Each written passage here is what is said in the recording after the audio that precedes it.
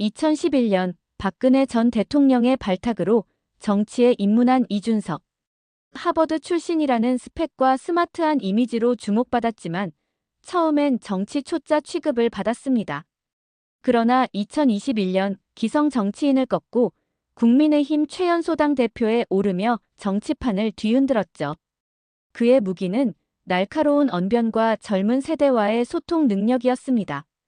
유튜브와 SNS를 적극 활용해 기존 정치 문법을 깨고 2030세대의 압도적인 지지를 얻었습니다. 정치 개혁을 외치며 보수 진영의 고정관념을 흔드는 데 성공했지만 이것이 그의 정치적 난관의 시작이었습니다. 직설적인 화법과 거침없는 행보는 결국 정치적 위기로 이어졌습니다. 윤석열 대통령과의 갈등이 격화되면서 당 지도부와 충돌, 급기야 국민의힘에서 쫓겨나는 신세가 되었죠. 한때는 당대표로서 환호받았지만 이제는 배신자라는 낙인이 찍힌 상태.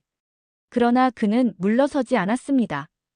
윤 대통령을 향한 직격탄을 날리며 맞서 싸웠고 보수 정당 내부의 구태 정치와 싸우겠다는 메시지를 던졌죠. 일부에선 이를 자기 정치라며 비판했지만 기존 정치 문법을 거부하는 그의 행보에 신선함을 느낀 이들도 적지 않았습니다. 결국 그는 국민의힘을 떠나 정치적 승부수를 던졌습니다. 새로운 보수를 내세우며 신당 창당을 선언한 것이죠. 목표는 분명했습니다. 2030세대와 중도층을 흡수해 기존 보수 정당과 차별화된 길을 가겠다는 것. 하지만 현실은 냉혹합니다. 신당이 성공하려면 강력한 조직력과 정치적 연대가 필수적이지만 현재 그는 홀로 싸우고 있습니다. 정치권에서는 그의 신당이 총선에서 돌풍을 일으킬 것인지 아니면 사라질 것인지 의견이 분분하죠. 그의 정치 생존이 걸린 절체절명의 순간입니다. 이제 중요한 질문. 이준석은 대권까지 노릴 수 있을까요?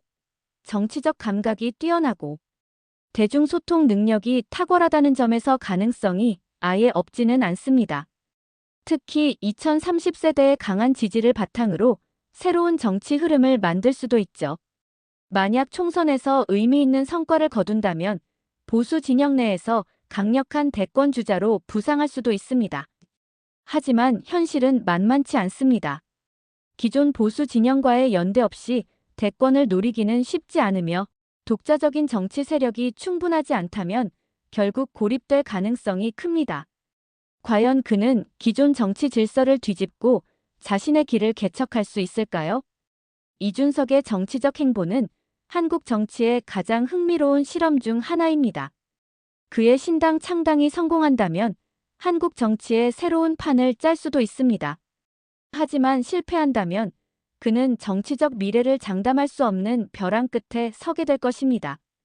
여러분은 어떻게 생각하시나요? 이준석이 대권주자로 성장할 수 있을까요? 그의 정치적 승부수는 성공할까요? 댓글로 여러분의 의견을 남겨주세요.